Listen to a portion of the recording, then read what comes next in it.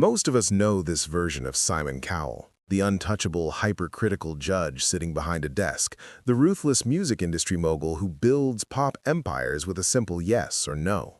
But the reality behind that desk is entirely different. This is a man who cannot read a single note of music. At age 30, he was entirely bankrupt, and for decades he has battled severe clinical depression. To actually survive the industry he came to dominate, he had to dismantle the workaholic, empire-building mindset that made him globally famous in the first place. Cowell offers a cautionary tale about building a billion-dollar machine and then acquiring the painful wisdom necessary to walk away from it. As a child, Cowell was chronically bored by traditional schooling. Instead of focusing on academics, he poured his energy into a neighborhood hustle, knocking on doors to wash cars and mow lawns so he could earn his own spending money. Later, his father gave him two pieces of advice that became his operating system. First, avoid working for large corporations. His father had given his life to one, only to be retired at 65 and immediately forgotten. Second, his father told him to imagine that every single person he met wore an invisible sign on their forehead reading, "Make me feel important." He internalized this philosophy deeply.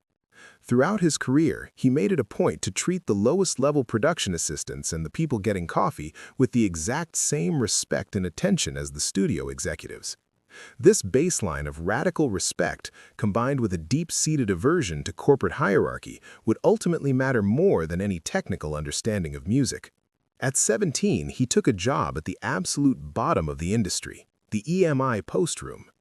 While sorting mail, he relentlessly badgered executives, asking questions to figure out the mechanics of music publishing. He quickly realized he didn't care about the technical side of making a record. He deliberately ignored the industry gatekeepers, choosing instead to focus entirely on what the everyday consumer actually wanted to hear. This led to some highly unconventional bets. Recognizing a massively underserved, passionate fan base, he pitched an album featuring professional wrestlers. Executives begged him on their knees not to do it, but the album sold millions of copies. Despite early wins, a flawed business structure with his own record label led to a sudden and devastating crash. By age 30, he found himself owing the bank $500,000. He lost his house. He lost his Porsche.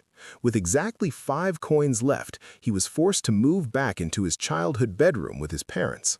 This financial collapse stripped away his superficial ego. Without money or a corporate safety net, he had to rely entirely on his own uncredentialed instincts to rebuild his career from scratch.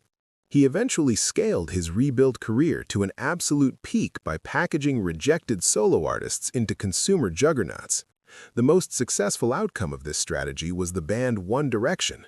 But his biggest business regret lies squarely with that band.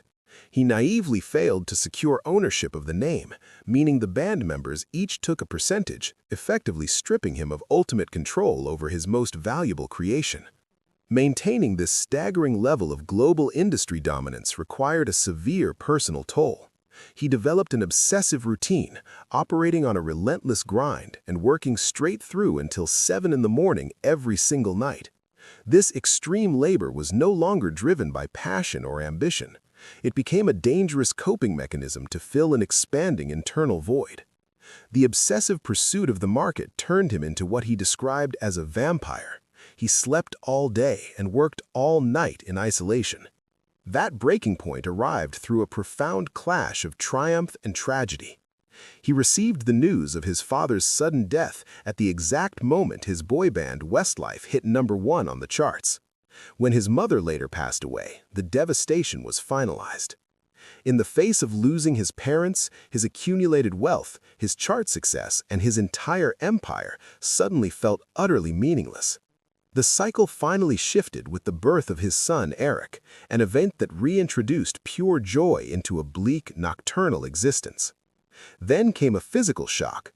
A catastrophic e-bike accident broke his back in 3 places and required the insertion of a metal rod, bringing his manic lifestyle to a literal grinding halt. This forced immobility broke his psychological inertia. Confined to his home and recovering from severe pain, he was forced to confront his unfit lifestyle and actively seek professional therapy. Recovery required strict new operating protocols. He permanently abandoned his personal mobile phone, completely severing himself from the constant, addictive influx of industry noise and gossip. He implemented rigid operational boundaries, primarily a blanket refusal to engage in any business emails after 6 in the evening to protect his ability to sleep. Through weekly therapy, he reorganized his life's priorities. He explicitly placed his mental health and his role as a father far above industry dominance and personal ego. He still battles depression today, proving that a massive bank account and a television empire do not cure the human mind. His true legacy is built on treating people with respect on the way up and learning exactly when to walk away from the machine.